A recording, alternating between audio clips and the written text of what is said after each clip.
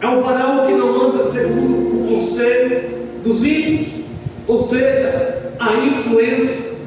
O mundo dos dias atuais quer influenciar a igreja a viver o mecanismo. O mundo dos dias atuais quer influenciar a igreja a viver conforme o padrão que ela quer. Mas eu quero te dizer algo nessa noite. Eu e você, como noiva, como cordeiro da promessa, a gente deve viver e seguir o padrão de Cristo Jesus. A gente não deve ser influenciado pelas coisas, a gente não deve ser influenciado pelas circunstâncias, não, pelo contrário, a gente que devemos influenciar. Não é nós que somos influenciados, nós que influenciaremos aqueles que necessitam, aqueles que precisam deste Deus maravilhoso, aqueles que ainda não conhecem verdadeiramente este Deus a qual é você servimos. E este é o papel da igreja na terra, este é o meu papel, esse é o seu papel. O papel não é apenas o pastor, o papel não é apenas a pastora, não, o papel somos de todos nós. Propagar esta palavra genuína, levar este evangelho não só em templo, mas fora de templo, levar esta palavra para aqueles que necessitam da palavra, levar esta grande riqueza a qual nós temos, que é a palavra, porque é ela que vai dar o sustento para mim e para a tua vida. É dela que excede todo o entendimento, é dela que procede toda a intenção do coração, é através da palavra. Porque quando nós alimentamos da palavra, quando a gente vivemos realmente a palavra, pode vir o vento, pode vir a tempestade, pode vir o vendaval, pode vir o que for, mas se você estiver firmado na palavra, nada vai nos abater, nada vai nos afligir, nada vai nos destruir, porque a palavra nos dá o sustento para vencer as dificuldades, para vencer os dias maus da terra. E a palavra de Deus vai dizer que bem-aventurado é o homem que não anda segundo os conselhos dos ímpios, porque o mundo ele quer distorcer aquilo que Deus fez. O mundo quer implantar aquilo que é totalmente ao contrário da vontade de Deus, porque a vontade de Deus é boa, perfeita e agradável. O nosso Deus é um Deus imutável, o nosso Deus é um Deus que vê tudo, contempla tudo, mas Ele só age na hora dele, no momento dele, porque tudo tem um momento, tudo tem uma hora, tudo tem um agir de Deus. Não é no nosso tempo, não é na nossa hora, mas é no tempo do Senhor. E para cada um de nós aqui, Ele tem um tempo. Para cada um de nós aqui, Ele tem um momento para a nossa vida. A Bíblia vai dizer então, que o salmista ele vai falar: bem-aventurado é aquele que não anda segundo, que não se assenta nas rodas dos escarnecedores, ou seja, aquele que permanece. A Bíblia diz que aquele que está em Cristo, nova criatura é, as coisas velhas se passaram, eis que tudo se fez novo. Eu e você, nós estamos em Cristo, a nossa velha criatura, a nossa velha natureza, o nosso velho eu, ele tem que ser lançado para trás, por mais que muitas das vezes ele tenta ainda querer se apostar em nós, mas eu e você, nós estamos em Cristo, e quando a gente está em Cristo, nós somos nova criatura, e quando Cristo manifesta na vida de um ser humano, quando Deus manifesta na vida de alguém, esta pessoa, ela não vive mais da mesma forma, ela não vive mais da mesma maneira, porque onde Cristo manifesta a transformação, onde Cristo manifesta a poder, onde Cristo manifesta a cura, onde Cristo manifesta a milagre, onde Cristo manifesta a providência, onde Cristo manifesta a sua glória, alguma coisa acontece. E nessa noite Ele está aqui para entregar, para preencher o vazio do teu coração, para tirar essas interrogações da tua mente, para destravar aquilo que está travado, e para dizer para você: Deus, por mais que o mundo te abandona, por mais que o mundo te esqueça, por mais que ninguém dá valor para você, por mais que ninguém olhe para ti, mas tem alguém lá no céu que olha para você, tem alguém lá no céu que vai para a sua vida, tem alguém lá no céu que nunca vai desistir de você, e esse alguém se chama Jesus Cristo de Nazaré. Ele está a todo tempo com seus braços estendidos, com seus olhos abertos, com seus ouvidos atentos, para ouvir o meu teu clamor, a minha tua petição, a minha tua adoração. Ele sempre vai estar conosco, e Ele vai dizer: bem-aventurado é aquele que não se assenta na roda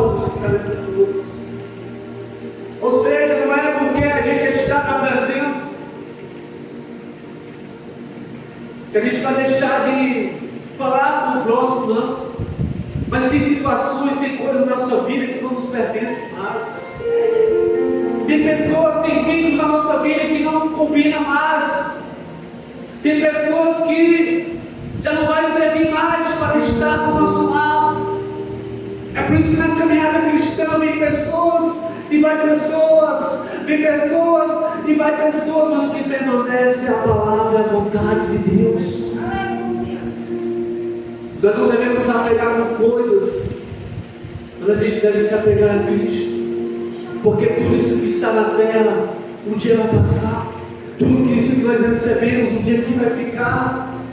Nós viemos do pó, e do pó nós retornaremos, e nós não vamos levar nada desta terra, igreja. Então nós não devemos se preocupar com as coisas daqui, mas nós devemos se preocupar com as coisas que vêm do alto, com as coisas celestiais, porque quando a gente prioriza o reino de Deus, quando a gente prioriza a vontade de Deus, quando a gente prioriza viver verdadeiramente o querer de Deus, Deus também prioriza em fazer em favor de nós aquilo que nós necessitamos, aquilo que nós almejamos, aquilo que nós precisamos. Ele jamais deixa você sozinho, Ele jamais deixa você desamparado. Pelo contrário, Ele sempre supre, Ele sempre faz, Ele sempre age. Por mais que a dificuldade, por mais que a luta, por mais que a batalha, mas o Senhor está sempre do teu lado, com a mão estendida, dizendo: meu filho, não temas, eu estou contigo, dizendo: minha filha, não te apavore, porque eu sou teu Deus, eu te ajudo e te sustento na destra da minha justiça.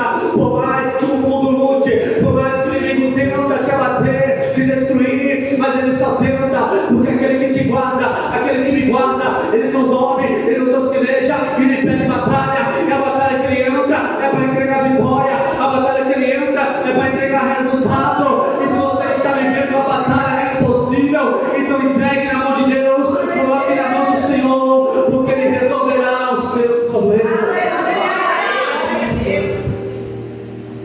Nosso Deus é um Deus de maravilha, é um Deus de milagre, e é um Deus de justiça. Ele é um Deus de amor, mas Ele também é um Deus de fogo consumidor. E nós devemos apegar a Ele, não importar as dificuldades, mas sempre viver a vontade dEle. Ele está dizendo aqui na sua palavra: antes de um prazer na lei, o Senhor na sua lei medita de dia e de noite. Olha que interessante isso. O livro do profeta Oséias, no capítulo 4, versículo 6, vai dizer: o meu povo é destruído porque lhe faltou conhecimento. João 5,39 vai dizer: examinai as escrituras, porque cuidais de ter a vida eterna, e são elas que vos testificam de mim. Salmo 119, versículo 105 vai dizer: lâmpada para os meus pés e a tua palavra, e luz para o meu caminho. Hebreus 4,12, a palavra de Deus vai dizer: porque a palavra de Deus é firme e eficaz, e mais penetrante do que qualquer espada de Deus luz, que penetra a divisão da alma, do espírito, de juntas e medulas, e água para discernir pensamentos e intenções do coração. E aqui o salmista está ressaltando isso: antes de um prazer na lei do Senhor, e na sua lei medita de dia e de noite. A palavra de Deus, ela é luz, a palavra de Deus, ela é lâmpada, a palavra de Deus, ela é, como nome santo, um abrangente para a nossa vida. A palavra de Deus, ela abre porta, a palavra de Deus, ela abre caminho, a palavra de Deus, ela muda o percurso, ela muda a circunstância, porque a palavra tem o poder de renovar, a palavra tem o poder de purificar, a palavra tem o poder de restaurar. É pela palavra de Deus que nós temos o Deus. A Bíblia Sagrada é o único livro que você lê que o autor está presente. Não tem outro livro que quando você lê o autor está presente, mas a palavra de Deus, o autor está presente, o Espírito Santo. Abrindo a nossa mente para nós entender aquilo que nós não compreendemos. É por isso que você nós temos que pedir a Deus sabedoria. É por isso que você nós temos que pedir a Deus para que Ele venha derramar do seu poder, para que nós venhamos entender a nossa verdadeira vocação. para que Deus nos chamou, para que Deus nos escolheu, para que Deus nos capacitou, porque Deus não te alistou para este exército, por acaso. Deus não te colocou aqui nesta obra por acaso, não, tudo tem propósito. Deus não te colocou para ficar apenas sentado aí, não, entrando no culto, saindo no culto, só ouvindo, não. Deus, Ele quer que você haja, Deus, Ele quer que você se disponha, Deus, Ele quer que você também vá lá na missão, porque quando tu se dispõe a fazer, Deus também se dispõe a fazer em teu favor, porque Deus se move para aqueles que se movem, Deus se move para aqueles que se movem, Deus não vai mover para quem fica lamentando, questionando, murmurando, não. Deus vai agir quando tu deixar de murmurar, quando tu deixar de questionar e começar a adorar, e começar a colocar a tua oração, colocar os teus joelhos cravados, aleluia, clamando a Ele, porque quando tu clama, Deus age, e quando tu busca, Deus responde, e quando tu faz a vontade de Deus, Deus também faz em teu favor.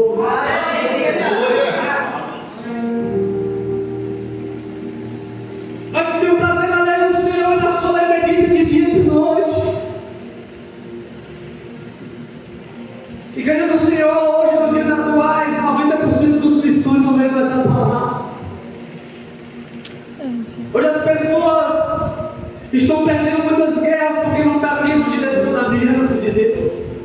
Quer ir para a guerra de qualquer jeito, quer ir para a batalha de qualquer maneira. Aí perde a guerra, perde a batalha, perde a luta, e depois vai questionar a Deus, Deus, por que isso, por que aquilo? É porque talvez tu não esperou o amadurecimento, é porque talvez tu não esperou Deus te estruturar primeiro. Não vai de qualquer jeito para a guerra, não vai de qualquer jeito para a batalha. Espera o tempo de Deus, espera o momento de Deus, espera a hora de Deus, porque em Eclesiastes capítulo 3 vai dizer que é um tempo determinado para todas as coisas. Então há um tempo de Deus para a tua vida, há um momento de Deus para a tua história. Você não vai viver na mesmice, não.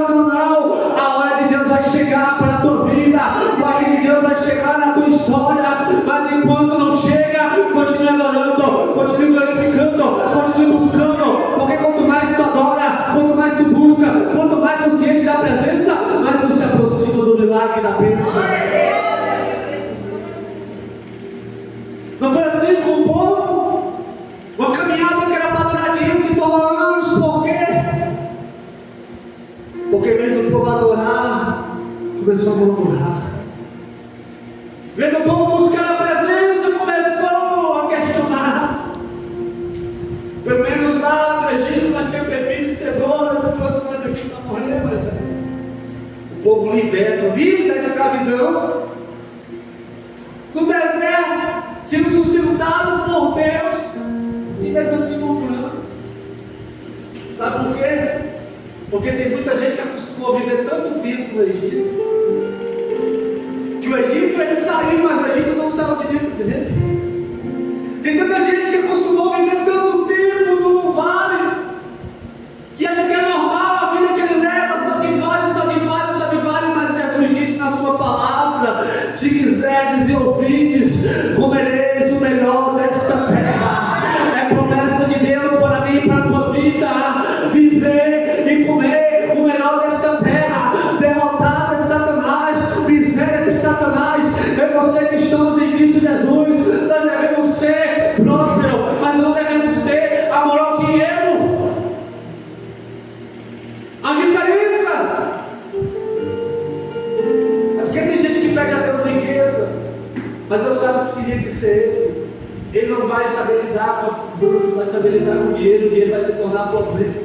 É por isso que tem pessoas que pedem prosperidade, pedem para Deus restaurar a vida dele, Deus não restaura, Deus só deixa com o suficiente, sabe por quê? Porque Deus sabe que a partir do momento que Ele entregar algo a mais, a pessoa estaciona, a pessoa estagna, a pessoa esquece. É por isso que a nossa vida é como uma onda, uma hora a gente está por cima, outra hora a gente está por baixo, para manter o equilíbrio, para a gente não deixar de adorar a presença.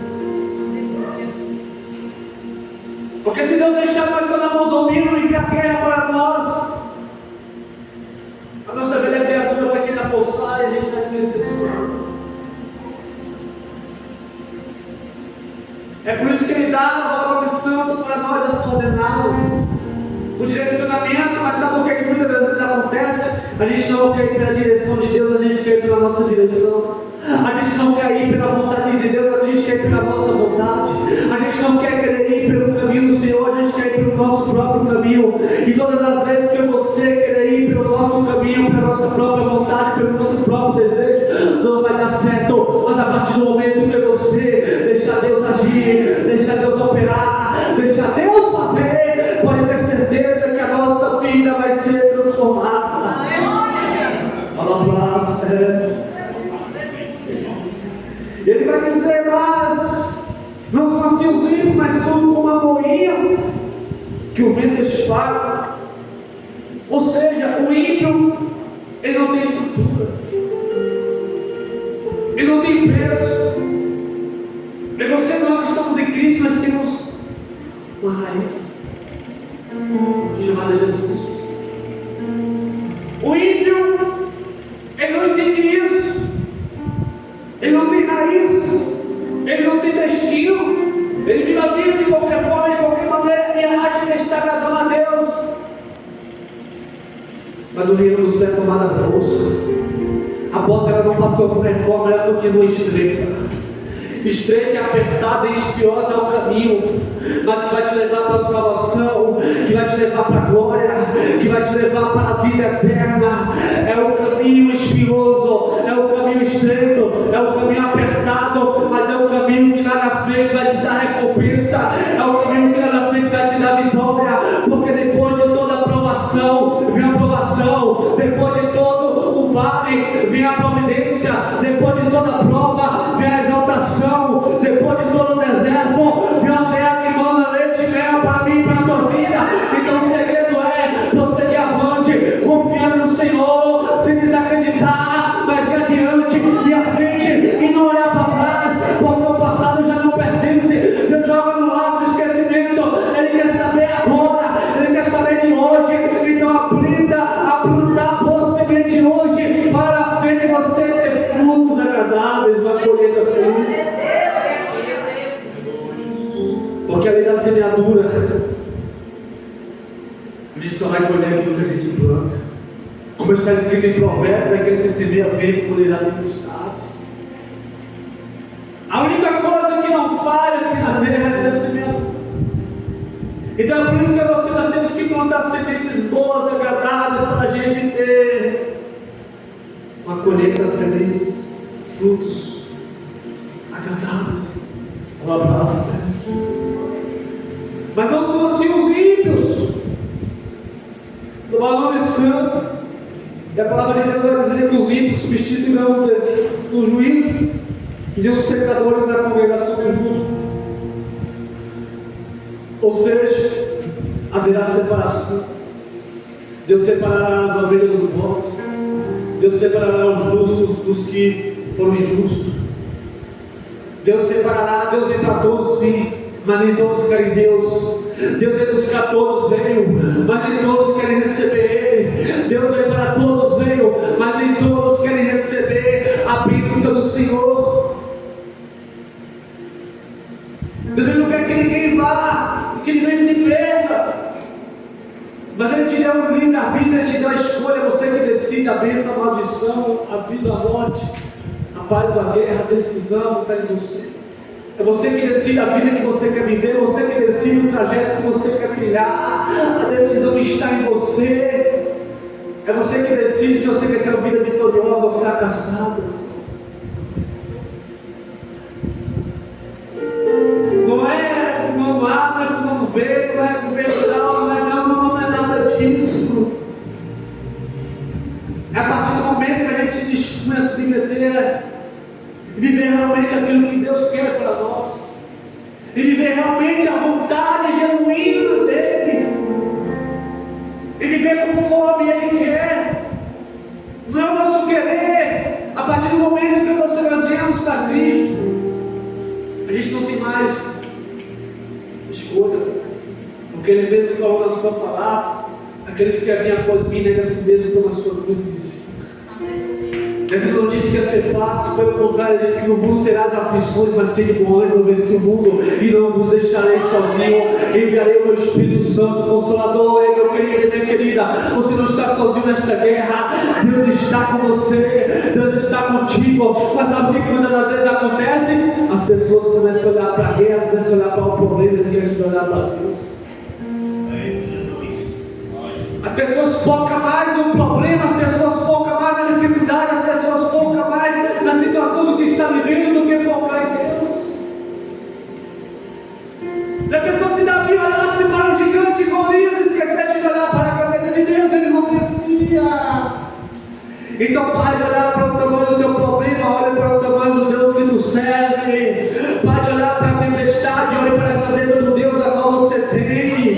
Pare de olhar para a circunstância, olhe para Cristo, porque